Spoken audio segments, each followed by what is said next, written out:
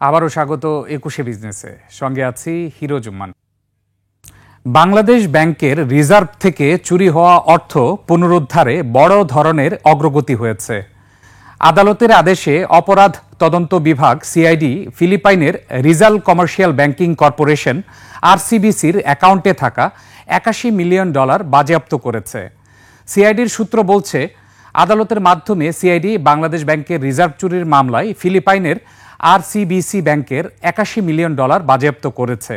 2016 সালে ফেব্রুয়ারিতে সুইফট ব্যবস্থা হ্যাক করে কাজে লাগিয়ে 35টি ভুয়া বার্তার মাধ্যমে ফেডারেল রিজার্ভের নিউ ইয়র্ক শাখায় বাংলাদেশ ব্যাংকের হিসাব থেকে $100 কোটি চুরির চেষ্টা চালান অপরাধীরা। এর মধ্যে $10 কোটি 10 লাখ লোপাট করতে সক্ষম হয় তারা। এই অর্থের মধ্যে শ্রীলঙ্কায় যায় $2 কোটি, যে অর্থ অবশ্য উদ্ধার করা হয়েছে। তবে বাকি $8 কোটি 10 লাখ আরসিবিসি ব্যাংক হয়ে ফিলিপাইনের বিভিন্ন ক্যাসিনোয় ঢুকে যায়। সিআইডি কর্মকর্তারা জানান, মানি লন্ডারিং প্রতিরোধ আইন ও তথ্য প্রযুক্তি আইন অনুযায়ী দায়ের করা মামলায় তদন্তের অংশ হিসেবে ফিলিপাইনের আদালত এবং বাংলাদেশি আদালতের সহযোগিতায় এই অর্থ বাজেয়াপ্ত করা হয়েছে, যা অর্থ উদ্ধারে গুরুত্বপূর্ণ মাইলফলক। সাবেক ভূমিমন্ত্রী সাইফুজ্জামান চৌধুরীর অবৈধ সম্পদের তথ্য সম্বলিত 23 বস্তা নথি উদ্ধার করেছে দুর্নীতি দমন কমিশন দুদক। যুক্তরাজ্য, যুক্তরাষ্ট্র, দুবাই ও সিঙ্গাপুরে থাকা 582টি সম্পদের বাইরেও ভারত, থাইল্যান্ড, মালয়েশিয়া, ফিলিপাইন ও কম্বোডিয়ায় তার বিপুল অবৈধ সম্পত্তি রয়েছে বলে প্রাথমিক প্রমাণ পেয়েছে সংস্থাটি। শনিবার গভীর রাতে চট্টগ্রামের কর্ণফুলী এলাকায় একটি বাড়ি থেকে সাইফুজ্জামানের মালিকানাধীন প্রতিষ্ঠানের এসব নথি উদ্ধার করা হয়। আদিত্য মামুনের রিপোর্ট।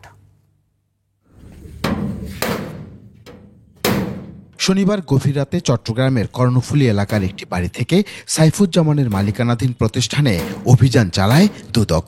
সেখান থেকে তার মালিকানাধীন আরামিড গ্রুপের 23 বস্তা নথি উদ্ধার করা হয়। উদ্ধার করা নথিতে বিদেশে নতুন সম্পদ অর্জন, বাড়ির মালিকানা, ভাড়া থেকে আয় এবং রক্ষণাবেক্ষণের খরচের মতো গুরুত্বপূর্ণ তথ্য রয়েছে। এছাড়া মানি লন্ডারিংয়ের সুস্পষ্ট আলামতও পাওয়া যায়। দুদক বলছে, অভিযানের আগেই এসব নথি সরিয়ে ফেলার চেষ্টা করা হয়েছিল। বিপুল পরিমাণ এইসব নথি পর্যায়ক্রমে পর্যালোচনা করে প্রতিবেদন উপস্থাপন করবে দুদক। একই সাথে গেল 18 সেপ্টেম্বর দুদকের করা আবেদনের পরিপ্রেক্ষিতে ইন্টারপোলের রেড নোটিসের আবেদন মঞ্জুর করেছে আদালত। অভিযোগ আছে, সাবেক ভূমিমন্ত্রী সাইফুজ্জামান ও তার স্ত্রী 25 কোটি টাকা আত্মসাৎ করেছেন। আদিত্য মামুন, 21শে টেলিভিশন, ঢাকা। ভারতে 1200 টন ইলিশ রপ্তানিতে ক্ষুব্ধ বাংলাদেশের ক্রেতারা। বাজারে ইলিশের চাহিদা ব্যাপক থাকলেও দামও আকাশ ছোঁয়া। এমন পরিস্থিতিতে ইলিশ রপ্তানিকে ইতিবাচক হিসেবে দেখছেন না consumer association of Bangladesh, cap. Hakim Mahir report. Chandpur মাছের বাড়ি চাঁদপুর। ভরা মৌসুমেও আকাশচুম্বী ইলিশের দাম নাগাল পাচ্ছেন না ক্রেতা। ছোট আকারের ইলিশের কেজি 1000 টাকা, আর কেজির বেশি হলেই দাম হাঁকানো হচ্ছে প্রায় 2500 টাকা। সরকারের ঘোষণা অনুযায়ী দুর্গাপূজা উপলক্ষে 1200 মেট্রিক টন ইলিশ ভারতে রপ্তানির প্রক্রিয়া শুরু হয়েছে। এরই মধ্যে 63 মেট্রিক টনের বেশি ইলিশ ভারতে প্রবেশ করেছে। বেনাপোল বন্দরের কর্মকর্তারা জানান, মৎস্য অধিদপ্তরের নির্দেশনা অনুযায়ী ভারতে ইলিশ পাঠানো হচ্ছে। 6টি প্রতিষ্ঠান 37.46 মেট্রিক টন ইলিশ মাছ রপ্তানির জন্য আমাদের কাছে আবেদন করে, এবং আমরা স্বাস্থ্য সনদ পরীক্ষা শেষে তাদেরকে ইলিশ মাছ রপ্তানির জন্য অনুমতি প্রদান করি। ভারতে রপ্তানির জন্য ইলিশের মূল্য বেঁধে দিয়েছে সরকার। প্রতি কেজি ইলিশের দর সর্বোচ্চ 1500 টাকা। তবে ঢাকার বাজারে একই আকারের ইলিশ বিক্রি হচ্ছে 2000 থেকে 2300 টাকা পর্যন্ত। আড়তদাররা বলছেন, এতে করে বাজারে কমেছে সরবরাহ, আর ক্রেতারা ক্ষুব্ধ বাড়তি দাম নিয়ে। ইন্ডিয়ার সাথে চুক্তিবদ্ধ করা আছে, এই জন্য ওখানে 1500, আর আমাকে এখানে কোনো চুক্তি নাই। মোকামে যদি মাছ মনে করেন ইন্ডিয়াতে নিয়ে যায়, তাহলে এখানে দাম বাড়বো, আর যদি মোকামের থেকে না নেয় তাহলে মাছ এখানে দাম কমবো। আমাদের পার্শ্ববর্তী দেশে যেই রেটে মাছগুলো চলে যাচ্ছে, এটা আমরা আশা করি না। আমরা যদি সেই রেটে পেতাম, আমরা খুব আনন্দের সাথে সবাই গরিব দুঃখী যারা সবাই মিলে একসাথে খেতে পারতাম। এদিকে ভারতে ইলিশ রপ্তানি নিয়েও আছে ক্ষোভ। শনিবার রাজধানীর প্রেস ক্লাব এলাকায় ঝাড়ু মিছিল হয়েছে। মিছিলের আয়োজকরা বলছেন, ভারতে ইলিশ রপ্তানি আত্মঘাতী সিদ্ধান্ত। উপদেষ্টারা বলছে যে আমরা বাধ্য হয়ে ভারতে ইলিশ পাঠাচ্ছি। এই গুপ্ত ভারতীয় দালাল কারা? অবশ্যই আত্মঘাতী সিদ্ধান্ত। কেন? আমরা তো ইলিশ মাছ খেতে পাচ্ছি না। বাংলাদেশের জনগণ, 18 কোটি জনগণ আগে ইলিশ মাছ খাবে। নতুন করে বাংলাদেশের জনগণের সাথে অন্তর্বর্তী সরকার প্রতারণা করে শেখ হাসিনার আইনে আবার তারা নতুন করে ইন্ডিয়াতে ইলিশ মাছ দিচ্ছে।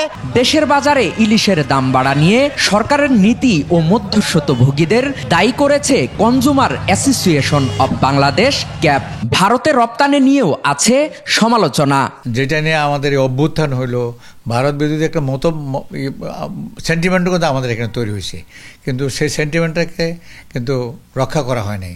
দেশের মানুষকে আগে ইলিশ পাওয়ার নিশ্চয়তা দিয়ে বাড়তি অংশ ভারত সহ বিভিন্ন দেশে রপ্তানির পরামর্শ বিশ্লেষকদের।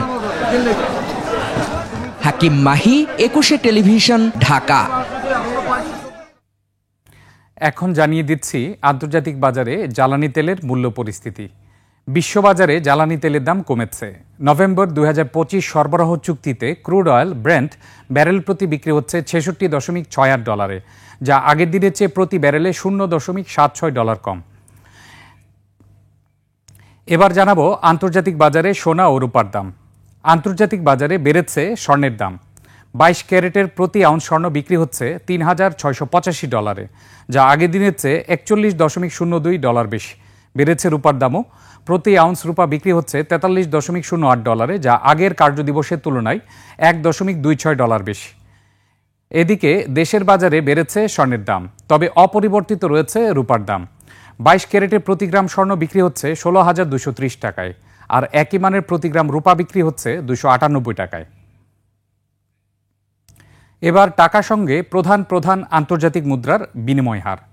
আন্তঃব্যাংক লেনদেনে আজ ব্যাংকগুলো মার্কিন ডলার কিনছে 121 টাকা 55 পয়সায়, বিক্রি করছে 122 টাকা 55 পয়সায়। ব্রিটিশ পাউন্ডের ক্রয় মূল্য 162 টাকা 22 পয়সা এবং বিক্রয় মূল্য 169 টাকা 37 পয়সা। ইউরোর ক্রয় মূল্য 142 টাকা 14 পয়সা, বিক্রি হচ্ছে 147 টাকা 95 পয়সায়। জাপানি ইয়েন ক্রয় হচ্ছে 79 পয়সায় আর বিক্রি হচ্ছে 85 পয়সায়। এদিকে ব্যাংকগুলো কানাডিয়ান ডলার কিনছে 87 টাকা 79 পয়সায়, বিক্রি করছে 90 টাকা 77 পয়সায়। ভারতীয় রুপির ক্রয়মূল্য 1 টাকা 30 পয়সা, বিক্রি হচ্ছে 1 টাকা 47 পয়সায়। সৌদি রিয়ালের ক্রয়মূল্য 32 টাকা 30 পয়সা এবং বিক্রয় মূল্য 33 টাকা 7 পয়সা। মালয়েশিয়ান রিঙ্গিত ক্রয় হচ্ছে 28 টাকা 72 পয়সা এবং আন্তঃব্যাংকে বিক্রি হচ্ছে 29 টাকা 62 পয়সায়। দর্শক, এরই সঙ্গে শেষ করছি আজকের 21 বিজনেস। আগামীকাল দুপুর 1টায় আবারও ফিরে আসবো 21 বিজনেসের সব আয়োজন নিয়ে। দেখার আমন্ত্রণ রইল। 21-এর সঙ্গেই থাকুন।